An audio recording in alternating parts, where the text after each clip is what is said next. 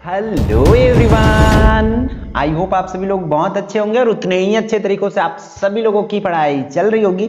तो इस वीडियो में हम सौर मंडल से आपके जितने भी इंपॉर्टेंट क्वेश्चन हो सकते हैं आपके पीएम या यशस्वी के लिए हम सबको देखने वाले। उससे पहले जो है सौर मंडल के जितना भी टॉपिक है, जैसे कि हम आपको पता है कि हम साइंस में पूरा टॉपिक पहले क्लियर कर रहे हैं, उसके बाद ही क्वेश्चन आंसर कर रहे हैं। तो जो भी इस सौर मंडल चैप्टर के अंतर्गत टॉपिक है, सभी टॉपिक को समझते हुए चलते, ताकि क्योंकि आपको ये पता है बेसिक अंडरस्टैंडिंग पर है, मतलब ये हमें डेटा बेस्ड क्वेश्चन इसमें से आएगी। लाइक कि कौन बड़ी है, कौन छोटी है, कौन दूर है, कौन पास है, किसको क्या कहते, इसी पर क्वेश्चन आएगा। तो हम बहुत ध्यान से करते हैं ताकि हमारा जो है सब आसान हो जाए।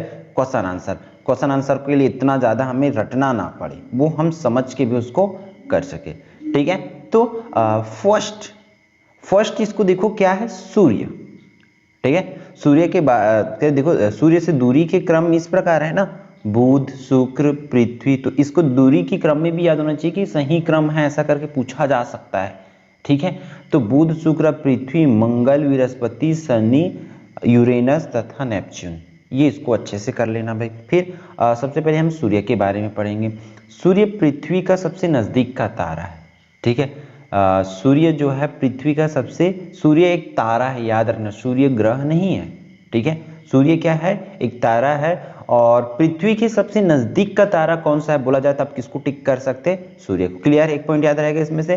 फिर पृथ्वी एवं सभी ग्रहों को प्रकाश एवं ऊर्जा का स्रोत कौन है, सूर्य। प्रकाश का मुख्य स्रोत कौन है, सूर्य है, ये याद रखना। सूर्य के चारों ओर पृथ्वी और सौरमंडल के सभी अवयव घूमते हैं। सूर्य की परिक्रमा बाकी सब लोग करते हैं, सूर्य एक तारा है, इन चीजों को बस याद रखना। क्लियर है सूर्य के बारे में। सूर्य के प्रकाश को पृथ्वी में पहुंचने में कितना टाइम लगता है भाई, इसको भी नोट करके रखेंगे आप लोग। 8 मिनट 16.6 सेकेंड लगते हैं। ठीक है, 8 मिनट 16.6 सेकेंड लगता है। क्लियर है बच्चों, तो ये सूर्य के बारे में हुआ कंप्लीट। जो जो चीजें है उसको याद रखेंगे। फिर देख लेते हैं अगला जो है हमारा पृथ्वी, ग्रह किसको कहते हैं। प्रत्येक ग्रह एक निश्चित पथ पर सूर्य के, हम ग्रह तो उसी को बोलते हैं जो सूर्य की परिक्रमा एक निश्चित अपने कक्ष में रह करके करते हैं। ठीक है, उसको ही कहते हैं। इस पथ को कक्षा कहते हैं। किसी भी ग्रह द्वारा सूर्य की परिक्रमा पूरी करने में लगे समय को उस ग्रह के परिक्रमण काल कहते हैं। ठीक है, परिक्रमण काल कौन सा हो जाएगा, जितना सूर्य की परिक्रमा जो है, एक राउंड जो जितने दिनों में लगाएगा उसको ही उसका क्या कहते हैं, परिक्रमण काल कहते हैं। ठीक है, फिर हम लोग देख लेते हैं कि उपग्रह कौन सी है। उपग्रह किसको कहेंगे, तो जो ग्रहों की परिक्रमा करते हैं, जैसे कि जो तारा का परिक्रमा कर रहा है, सूर्य की परिक्रमा करते हैं उसको ग्रह, और फिर उन ग्रहों की जो परिक्रमा करते हैं उसको क्या कहते हैं, उपग्रह कहते हैं। जैसे कि चंद्रमा पृथ्वी का उपग्रह है। ठीक है, याद रखना इसमें। फिर मानव निर्मित जो जिसको मानव लोग बनाया जाते हैं उसको कृत्रिम उपग्रह कहते हैं। इस तरीके से याद रखना। टक, फिर हम लोग चलते हैं बारी बारी से सभी ग्रहों के बारे में पढ़ते हैं। जैसे कि सबसे पहला बुध आता है। बुध ग्रह सूर्य के निकटतम ग्रह है। सबसे निकटतम ग्रह कौन सा है, सूर्य से दूरी के क्रम में निकटतम ग्रह कौन सा है, तो आपको पूछा जाएंगे तो आपको कौन सा टिक करना है, बुध को। ठीक है, यह हमारे सौर परिवार का लघुत्तम ग्रह है। तो निकटतम ग्रह, लघुत्तम ग्रह बोला जाए तो आपको किसको टिक करना है, बुध को, क्योंकि निकट है। अधिकांश समय तक सूर्य की चकाचौंध में छिपा रहने के कारण इसका परीक्षण करना अत्यंत कठिन है। बुध का कोई उपग्रह नहीं और इसका कोई भी उपग्रह नहीं है। तो 3 पॉइंट आपको याद रखना है। पहला क्या, सबसे निकटतम ग्रह, लघुत्तम ग्रह, और इसका कोई उपग्रह नहीं है। किनके, बुध के। तो बुध के बाद आते हैं हमारा नेक्स्ट कौन सा है भाई, शुक्र। कि शुक्र किसको बोलेंगे, ग्रहों में शुक्र पृथ्वी का निकटतम पड़ोसी है। पृथ्वी का निकटतम ना, याद रखना, बुध, शुक्र, फिर पृथ्वी आता है। तो पृथ्वी के पास में सबसे निकटतम कौन है, शुक्र होता है। रात्रि के आकाश में सबसे अधिक चमकीला दिखाई देता है। ठीक, कभी कभी सूर्य में, ठीक, कभी सूर्यास्त के पश्चात पश्चिमी आकाश में दिखाई देता है, इसलिए इसे प्रभात तारा। तो याद रखना, ये प्रभात तारा या सांध्य का तारा किसे कहते हैं, तो शुक्र ग्रह को। ये क्वेश्चंस के पॉइंट ऑफ व्यू से हमारा मेन या हेडिंग ये इसको बोल सकते हैं। ठीक है, याद रखेंगे इसको। ठीक है, प्रभात तारा या सांध्य का तारा किसको कहते हैं, शुक्र ग्रह को कहते हैं। शुक्र का अपना कोई उपग्रह नहीं है। क्लियर है, वो तो ठीक। फिर पृथ्वी देख लेते हैं भाई। पृथ्वी के बारे में हमें क्या चीजें हैं जो याद रखनी है। पृथ्वी ही सौर परिवार का एकमात्र ऐसा ग्रह जहां पर जीवन का अस्तित्व है। तो हमें क्या क्वेश्चन पूछा जा सकता है, ऐसे कौन से ग्रह जहां पर जीवन है या जीवन पाया जाता है तो वो कौन सा है, पृथ्वी। ठीक है, फिर हम क्या याद रख सकते हैं इसमें किसमें, मतलब जल और वायुमंडल सब कुछ है तो पृथ्वी में, ये आपको कर सकते हैं। ठीक, फिर नेक्स्ट मंगल ग्रह। मंगल ग्रह की बात करें तो मंगल जो है पृथ्वी की कक्ष के बाहर का पहला ग्रह है, कक्ष के बाहर का पहला ग्रह है। यह हल्का रक्ताभ प्रतीत होता है, मतलब यह लाल जैसा प्रतीत होता है, इसलिए इसे लाल ग्रह भी कहते हैं। तो मंगल ग्रह को लाल ग्रह के नाम से जाना जाता है। ठीक है, इस चीज को याद रखेंगे। फिर बृहस्पति की अपन अगर बात करें कि बृहस्पति में क्या क्या चीजें हैं, तो सौर का सबसे बड़ा ग्रह, लघुत्तम ग्रह तो बुध था, तो सबसे बड़ा ग्रह कौन सा हो जा रहा है आपका, आपको यहाँ इस चीज को याद रख लेना है। सबसे बड़ा ग्रह बृहस्पति, या इतना बड़ा है कि 1300 पृथ्वी इस विशाल ग्रह के भीतर रखी जा सकती है, मतलब सोच सकते हो पृथ्वी के 1300 के बराबर रखी जा सकते हैं। परंतु बृहस्पति का द्रव्यमान पृथ्वी के द्रव्यमान का लगभग 3 गुना है। यह अपने अक्ष पर अत्यधिक तीव्र गति से घूर्णन करता है। तो कौन है जो अपने अक्ष पर अत्यधिक तीव्र गति से घूर्णन करता है या गति करता है, तो बोले तो बृहस्पति। 2 पॉइंट हुआ। बृहस्पति के बहुत से प्राकृतिक उपग्रह इसके चारों ओर धुंधले वलय भी है, आकाश में अधिक चमकीला प्रतीत होने के कारण आसानी से पहचान सकते हैं। तो जो आपको हाईलाइटेड दिख रहा है, ठीक है, अंडरलाइन जो दिख रहा है, उन चीजों को बस याद रखेंगे। शनि की बात करें तो शनि में रंग पीला सा प्रतीत होता है। यह ग्रह के रमणीय वलय इसे सौर परिवार में अद्वितीय बनाए। यह वलय नंगी आंखों से दिखाई नहीं देते, मतलब जो उसके ये है, तो इसमें ऐसा इस टाइप से वलय पाया जाता है। तो वो वलय हमें बिना किसी ओके बोल सकते हैं ग्लास वगैरह के या लेंस के, वो चीज़ें हमें दिखाई नहीं देते हैं। ठीक है, शनि सभी ग्रहों में यह सबसे कम सघन है। इसका घनत्व जल के घनत्व से भी कम है। तो जिसकी कौन सी ग्रह जिसकी घनत्व सबसे कम है, तो वो शनि है। क्लियर। फिर नेक्स्ट क्वेश्चन की बात करें तो क्या है, यूरेनस तथा नेपच्यून, ये सौर परिवार के बाह्यतम ग्रह है। ठीक, इन्हें केवल बड़े दूरदर्शकों की सहायता से ही देखा जा सकता है। पृथ्वी की भांति यूरेनस भी पूर्व से पश्चिम की ओर घूमता है। इसका अत्यधिक झुका घूर्णन अक्ष भी है, तो इसमें तो वैसे लग नहीं रहा। देखते हैं फिर आगे क्वेश्चंस डिस्कस करेंगे तो फिर क्या क्या हो सकता है। ठीक है, तो इस तरीके से ये रहा आपके क्या इसमें से बेसिक हम सौर परिवार के देख लिए, और जो भी क्वेश्चन है उसको हम करते हैं। ठीक है, ये मंगलयान के बारे में देख लेते थोड़ा सा।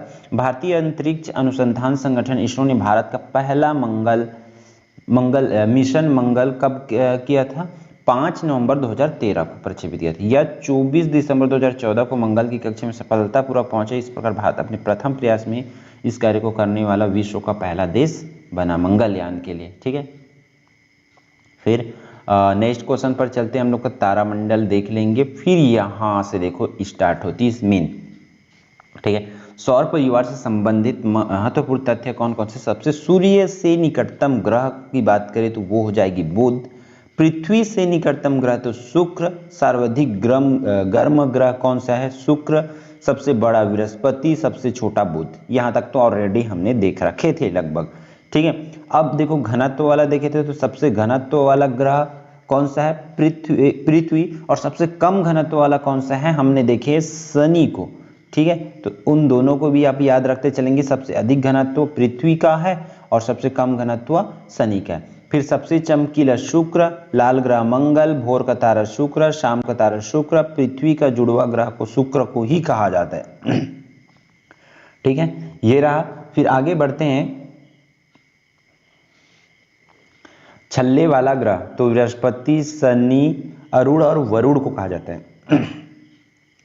सबसे लंबा वर्ष वाला ग्रह कौन है, मतलब सबसे लंबे समय में अपना एक राउंड खत्म कौन करता है, वरुण करता है। सबसे छोटे वर्ष वाला ग्रह कौन है, बुध। ठीक है, तापांतर वाला ग्रह सबसे ज्यादा ताप कहाँ पर रहते हैं, तो बुध ग्रह पर रहते हैं। तो सर्वाधिक उपग्रहों वाला ग्रह तो किसकी सबसे अधिक उपग्रह, तो शनि का लगभग इनका 30 उपग्रह है। ठीक है, तो धुरी पर सर्वाधिक तीव्र परिक्रमण करने वाला ग्रह बृहस्पति जो है अपने अक्ष पर बहुत तेजी से घूमते हैं।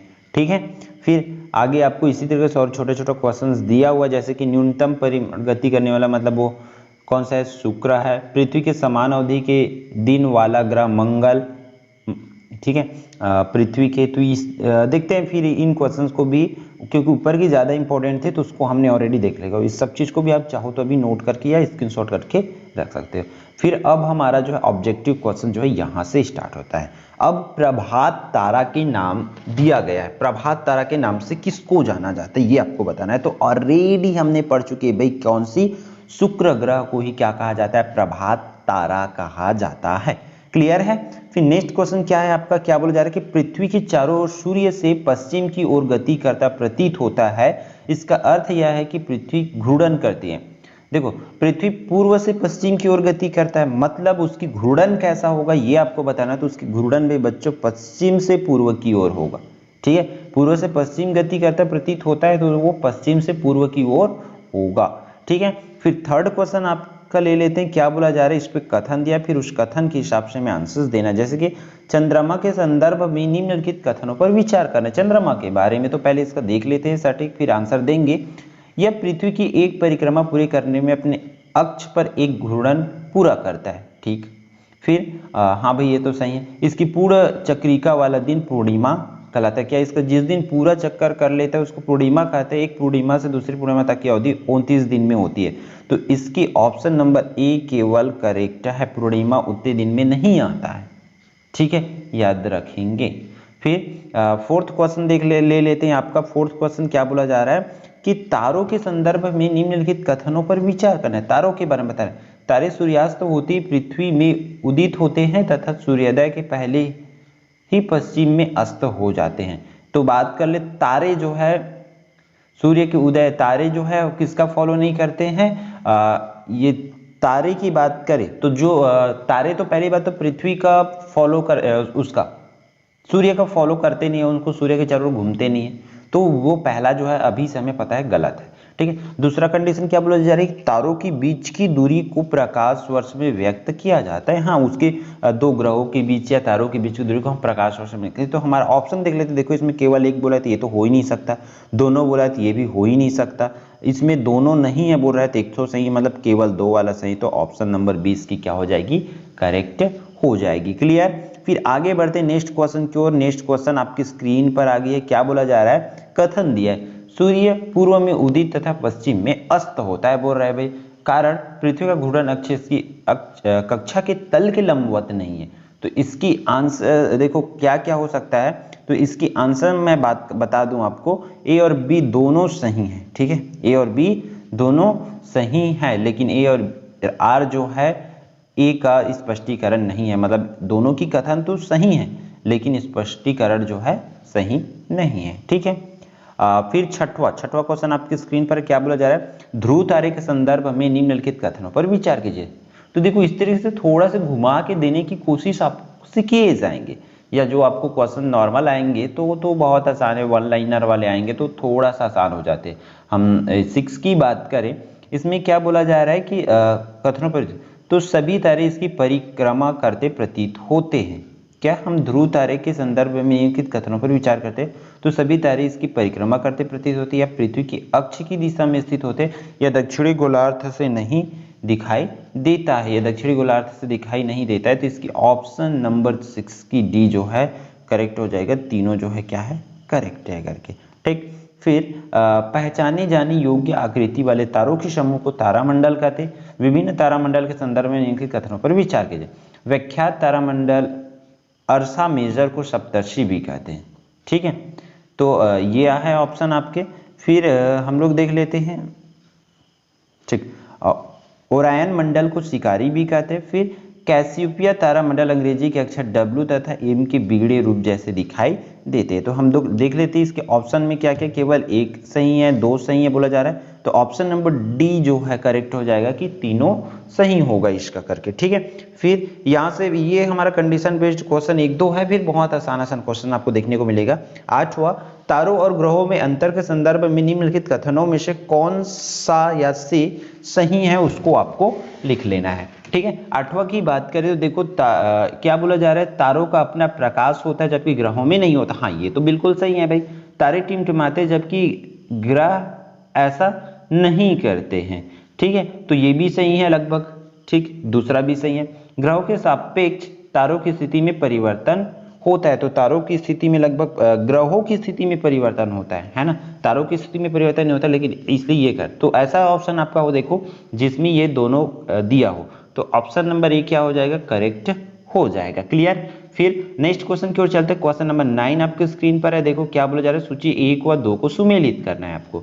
ठीक है, हम यहाँ से ले लेते हैं पूरे को। ठीक, तो देखो इसमें सुमेलित करेंगे तब क्या होगा, सबसे सूर्य के निकटतम ग्रह कौन सा है बोला जा रहा है। ठीक है, सौर परिवार का सबसे बड़ा ग्रह कौन सा है ये पूछा जा रहा है। रात्रि के आकाश में सबसे अधिक चमकीला दिखाई देने वाला कौन सा है। अपने अक्ष पर अत्यधिक झुकाव वाला ग्रह कौन सा है, उसको आपको करना है। तो देखो इसको मैच अच्छे से कर लेना है, क्योंकि आपको पता है कि कौन सा बड़ा है और कौन सा छोटा है, तो ऑप्शन उस हिसाब से आप लोग करेंगे। जैसे कि एक चीज पता है आपको, बुध वाला पता है। ठीक, क्या पता है भाई, बुध जो है सबसे बड़ा आपका ग्रह है, सॉरी सूर्य के निकट का ग्रह। ठीक हो जाएगी। और बृहस्पति जो है, हम बृहस्पति की अगर बात करें तो वो क्या है, सौर मंडल का। तो इस तरीका से तो ऑप्शन ऐसा देखो कि ए में 1 जाए और सी में 3 जाए, वही उसकी करेक्ट हो जाएगी। तो देखो ए में 1 और सी में 3 ये वाली ऑप्शन में है, और ए में 1 और सी में 3 ये वाली ऑप्शन है। दो ठो दिया हुआ है भाई। अब देख लेते हैं और कोई चीज़ों को, हमें एक आध चीज़ को और भी मेंशन करना पड़ेगा, मिला के देखना पड़ेगा, तब जाके वो करेक्ट होगा कि नहीं वो पता चलेगा, क्योंकि अभी दो ठो ऑप्शन में करेक्ट है। फिर शुक्र की बात करें तो शुक्र रात्रि के आकाश में सबसे अधिक चमकीला दिखाई देता है। तो हाँ भाई, ये तो बी का जो है इसमें जाएगा, किसमें, 2 में जाएगा। बी जो है 2 में ही जाएगा। ठीक है, क्योंकि भोर का तारा और शांति का तारा, इसलिए इनको कहा जाता है। तो वो आप टिक कर लेंगे। फिर इस पर देखो ऑप्शन नंबर 2 मतलब फर्स्ट वाला, ये वाली क्या हो जाएगी, आपका करेक्ट आंसर हो जाएगा। ठीक है, हम अगर हम नेक्स्ट क्वेश्चंस की बात करें, क्वेश्चन नंबर 10 आपके स्क्रीन पर है। क्या बोला जा रहा है कि निम्नलिखित युग्मों पर विचार आपको करना है। ठीक है, कि मंगल, उसमें कलर में चल, मंगल की बात करें तो मंगल जो है लाल होती है, इस तरीके से हो जाएगा। पृथ्वी जो है नीली होती है, क्योंकि इसमें वायुमंडल पाया जाता है। थर्ड ऑप्शन शनि जो है पीला दिखाई देता है। तो जिस पर भी ये होगा वो उसका करेक्ट आंसर हो जाएगा। ठीक है, तो इसकी युग्म की बात करें तो ये युग्म की बात करें तो ये तीनों युग्म जो है आपस में क्या हो जाएगी, 10 नंबर के क्वेश्चंस की बात करें तो ये तीनों जो है करेक्ट हो जाएगा। ठीक है, फिर नेक्स्ट क्वेश्चन की बात करें, क्वेश्चन नंबर 11 आपकी स्क्रीन पर है। क्या बोला जा रहा है कि निम्नलिखित कृत्रिम उपग्रहों में से कौन सा भारत द्वारा प्रमोचित पहला उपग्रह है। ऐसा कौन सा उपग्रह जिसको भारत द्वारा सबसे पहले बनाया गया था। तो क्वेश्चन नंबर 11 की आंसर की बात करें तो आर्यभट्ट इसकी करेक्ट आंसर हो जाएगी। फिर हम नेक्स्ट क्वेश्चन को देख लेते हैं। क्वेश्चन नंबर 12 आपके स्क्रीन पर है। क्या बोला जा रहा है कि जो क्षुद्र ग्रह है धूमकेतु तथा उल्का के संदर्भ में निम्नलिखित कथनों पर आपको विचार करना है। ठीक है, तो इसकी क्या हो जाएगा, कौन सा सही है कौन सा गलत है ये हमें चेक करना है। तो उल्का को टूटता तारा या शूटिंग स्टार भी कहते हैं, तो ये तो करेक्ट है। धूमकेतु परवलयी कक्षाओं में सूर्य की परिक्रमा करते थे, ये भी करेक्ट है। क्षुद्र ग्रह मंगल और बृहस्पति की कक्षाओं के बीच में उपस्थित है। तो इसको थोड़ा सा एक बार और रीडिंग करना पड़ेगा, देख लेंगे कंफर्म। तो चलो इसके आंसर्स पर चलते हैं। तो ये ऑप्शन नंबर 3 को हम तीनों को 3 सही मानते हैं, तब ये डी इसकी क्या हो जाएगी, करेक्ट आंसर हो जाएगी। ठीक है, क्वेश्चन नंबर 13 आपके स्क्रीन पर है। क्या बोला जा रहा है कि सूर्य पृथ्वी का निकटतम तारा है। सूर्य के पश्चात दूसरा निकटतम तारा कौन सा है। ठीक है, सूर्य के बाद से तो ये तो चलो सूर्य आपका पहला निकटतम तारा है, हमें पता है पृथ्वी से। उसके बाद कौन सी तारा है, तो अल्फा सेंटोरी जो है द्वितीय, सूर्य के बाद ये पृथ्वी से दूसरा समीप का तारा है, निकट का तारा है।